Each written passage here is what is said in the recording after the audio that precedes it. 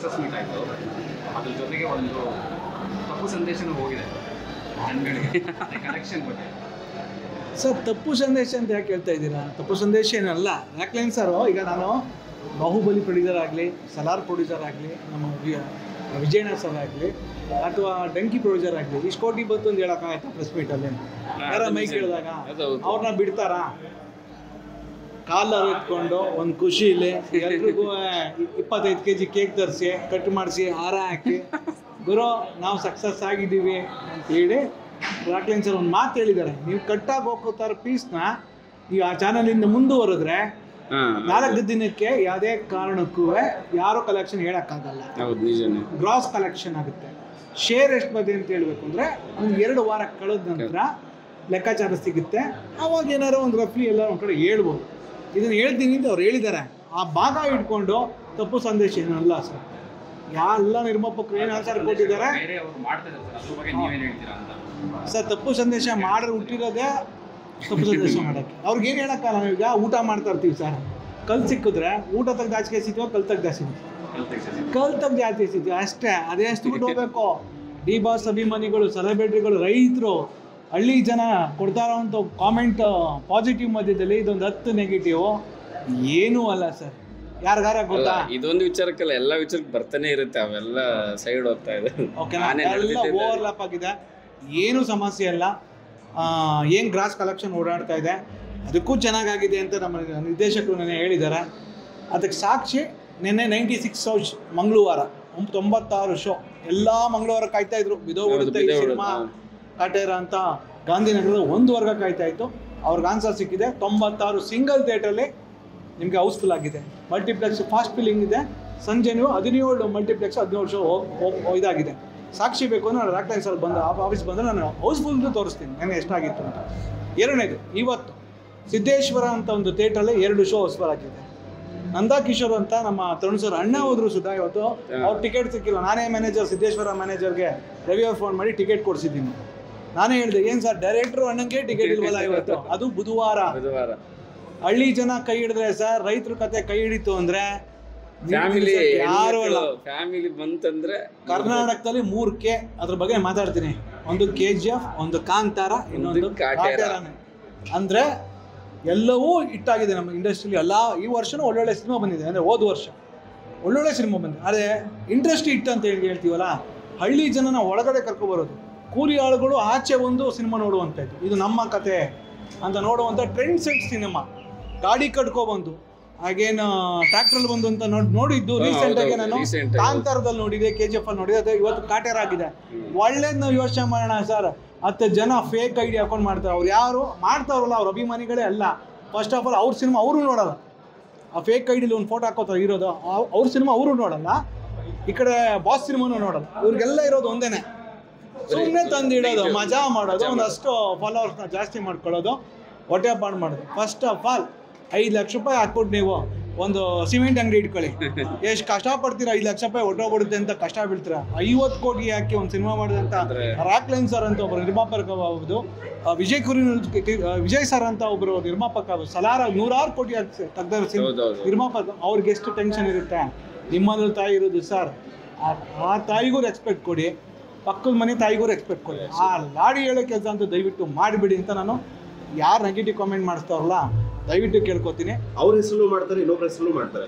ನಿಮಗೆ ಅನ್ಸುತ್ತೆ ಅವರು ನಿಜವಾಗ್ಲೂ ಇನ್ನೊಬ್ಬ ನಾಯಕ ನಟನ ಅಭಿಮಾನಿನೇ ಮಾಡಿದಾನೆ ಅಂತ ಹೇಳಿ, ಅಥವಾ ಆತನ ಹೆಸರನ್ನ ಹಾಳು ಮಾಡೋದಕ್ಕೆ ಇನ್ಯಾರೋ ಆಗದೆ ಇರೋರು ಮಾಡಿರ್ಬೋದಲ್ವಾ? ಏನಕ್ಕೆ ನಮ್ಮಲ್ಲಿ ನಿಜವಾಗ್ಲೂ ಹೇಳೋರು ಯಾರು ಮುಖಗಳನ್ನ ಇಟ್ಕೊಂಡ್ ಬರ್ತಾ ಇಲ್ಲ, ಬೇರೆ ಬೇರೆ ಮುಖಗಳನ್ನ ಇಟ್ಕೊಂಡ್ ಬರ್ತಾ ಇದ್ದಾರೆ. ಸೊ ಅವ್ರು ಯಾರು ನಿಜವಾದವರು ಅಂತ ನಿಮಗೆ ಹೇಗೆ ಅನ್ಸುತ್ತೆ? ಏನಕ್ಕೆ ನಾನು ಯೂಶಲಿ ಎಲ್ಲರಿಗೂ ಮಾತಾಡುವಾಗ ಈ ಡಿಜಿಟಲ್ ಯೂನಿವರ್ಸಿಟಿಲಿ ಟಾಪರ್ಸ್ಗಳೇ ಅಂತ ಕೆಲಸ ಮಾಡೋದು. ಏನಕ್ಕೆ ಮನೇಲಿ ಕೆಲಸ ಇರಲ್ಲ, ಮನೇಲಿ ಹೊರಗಡೆ ಹಾಕಿರ್ತಾರೆ, ಇಲ್ಲೂ ಕೆಲಸ ಇರಲ್ಲ. ತಾನು ಫೇಮಸ್ ಆಗಬೇಕು, ಜನ ತನ್ನ ಬೇರೆ ರೀತಿ ಗುರುತಿಸಿದ್ರು ಪರವಾಗಿಲ್ಲ, ಗುರುತಿಸ್ಬೇಕು ಅನ್ನೋ ಲೆಕ್ಕಕ್ಕೆ ಬೇರೆ ಇನ್ನೇನೋ ಮಾಡ್ತಿರ್ತಾರೆ ಅಂತ ಅನ್ಕೋಬಹುದು. ಸರ್ ಈ ಕೆಲಸ ಇಲ್ದಾರಲ್ಲ ನಮ್ಮ ಹಳ್ಳಿ ಭಾಷೆ ಅಯೋಗ್ಯರು ಅಂತ ಸರ್, ನಾನು ಪಿಜಾ ತೆಗ್ದಿದ್ದೀನಲ್ಲ ಆ ಭಾಷೆ ಇಂಥವರೇ ಮಾಡ್ತಿರೋದು. ಒಂದು ಮಾತು ಹೇಳ್ತೀನಿ ಸರ್, ನಿನ್ನೆ ಹಾರ್ಡ್ಲಿ ನಾನು ತರುಣ್ ಸರ್ ರಾಕ್ಲೈನ್ ಸರ್ ಆಫೀಸಲ್ಲಿ 7 ಅವರ್ ಕೂತಿದ್ದೀವಿ. ಎಲ್ಲ ಸೆಲೆಬ್ರಿಟಿ ಕರೆಯೋಕ್ಕೆ ದಿಗ್ಗಜ ನಟರಿಗೂ ರಾಕ್ಲೈನ್ ಸರ್ ಕಾಲ್ ಮಾಡಿದ್ದಾರೆ, ನಿರ್ಮಾಪಕರಿಗೂ ಮಾಡಿದ್ದಾರೆ, ಹಿರಿಯ ನಟರಿಗೆ ಫೋನ್ ಮಾಡಿದ್ದಾರೆ ಸರ್. ಯಾರ್ಯಾರು ಈ ಫೇಕ್ ಐಡಿಯಾ ಹಾಕೊಂಡು ಮಾಡ್ತಾ ಇದ್ದಾರಲ್ಲ ಆ ನಟರು ಕಾಲ್ ಮಾಡಿ ಕರೆದಾಗ ಈ ಸಿನಿಮಾ ಬಗ್ಗೆ ಮೆಚ್ಚುಗೆ ವ್ಯಕ್ತಪಡಿಸಿದ್ದಾರೆ. ಇಂಡಸ್ಟ್ರಿಗೆ ಬೇಕಾಯಿತು ಅಂತ ಹೇಳಿದ್ದಾರೆ. ಅವ್ರಿಗಿದೆ ನೋಡಿ ಸರ್ ಇಂಡಸ್ಟ್ರಿಗೆ ಸಿನಿಮಾ ಬೇಕಾಗಿತ್ತು ಅನ್ನೋದು. ಆಮೇಲೆ ಯೋಗರಾಜ್ ಸರ್ ಒಂದು ಮಾತು ಹೇಳ್ತಾರೆ ನಮ್ಮ ಭಟ್ರು ಗೆಳೆಯ, ಯಾವಾಗಲೂ ನನಗೊಂದು ಮಾತು ಹೇಳ್ತೀರ ಅವ್ರ ಜೊತೆ ಕೆಲಸ ಮಾಡ್ಬೇಕಾರೆ.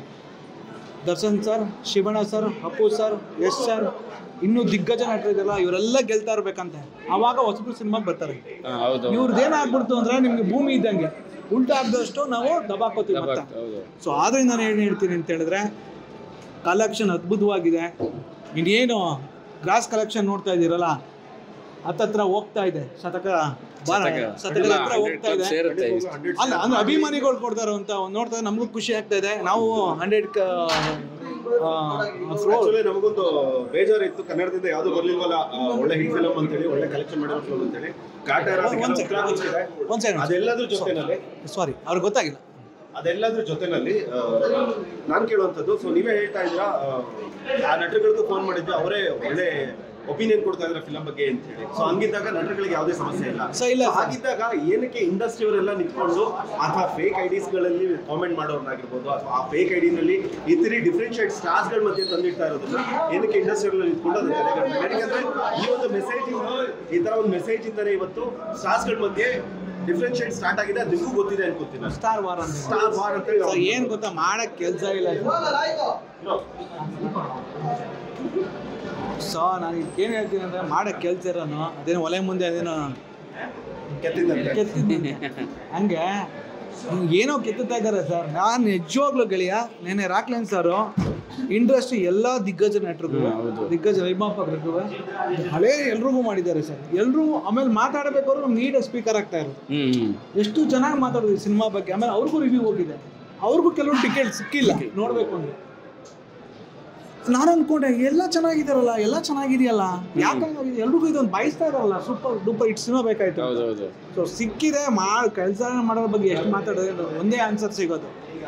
ಸೊ ದಿನಗಳಲ್ಲಿ ಎಲ್ಲ ಹಿರಿಯರು ಸೇರ್ಬಿಟ್ಟು, ಚಿತ್ರರಂಗದೆಲ್ಲ ಸೇರ್ಬಿಟ್ಟು ಆಗ್ತಿರುವಂಥ ಡಿಫ್ರೆನ್ಶಿಯೇಟ್ ಇಲ್ಲ, ನಾವೆಲ್ಲ ಕರೆಕ್ಟ್ ಆಗಿದ್ದೀವಿ ಅನ್ನೋದನ್ನ ಮುನ್ನೋಡಿ ಆಡಕ್ಕೆ ರೆಡಿ ಆಗಿದ್ದೀವಿ ಅಂತ ಅನ್ಕೋಬೋದಾಗಿದೆ. ಈ ಮುಂದೆ ಅಲ್ಲ, ನಾವು ನೋಡ್ದಂಗೆ ಸರ್ ಎಲ್ಲವೂ ಸರಿ ಹೋಗ್ತಾ ಇದೆ. ಅದು ಆಗ್ಬೇಕಲ್ವ, ಅದಾದ ಇಂಡಸ್ಟ್ರಿ ಬೆಳವಣಿಗೆ. ರಾಕ್ಲೈನ್ ಸರ್ ಅಂತ ಸರಿ ಆಗೋದಕ್ಕೆ ಬಿಡದೇ ಇರೋರು ಏನು ಹೇಳಕ್ಕೆ ಇಷ್ಟಪಡ್ತಾರೆ? ಏನು ಅಪ್ಪ, ನೀವು ಏನಾರ ಮಾಡ್ಕೊಡ್ರಿ ಗುರು, ನಮ್ಮ ಇಂಡಸ್ಟ್ರಿ ಎಲ್ಲರೂ ಚೆನ್ನಾಗಿದ್ದಾರೆ, ಎಲ್ಲವೂ ಚೆನ್ನಾಗಿದೆ, ಓಕೆನಾ? ಒಳ್ಳೊಳ್ಳೆ ಸಿನಿಮಾ ಬರ್ತಾ ಇದೆ. ಇವತ್ತು ನನಗೆ ಒಬ್ಬ ಡಬಲ್ ಸ್ಟಾರ್ ಸಬ್ ಇನ್ಸ್ಪೆಕ್ಟರ್ ಬಂದಿದ್ದಾರೆ ಇಲ್ಲಿ, ನಮಗೊಂದು ಸೆಕ್ಯೂರಿಟಿ ಮಾಡಬೇಕು ಅಂತ. ಸರ್ ಕುತ್ಕೊಂಡು ಸಿನಿಮಾ ನೋಡಿ ಸರ್ ಅಂದರೆ, ಸರ್ ಇದು 3 ಸಲ ನೋಡ್ತಾ ಇದ್ದೀನಿ ಸರ್.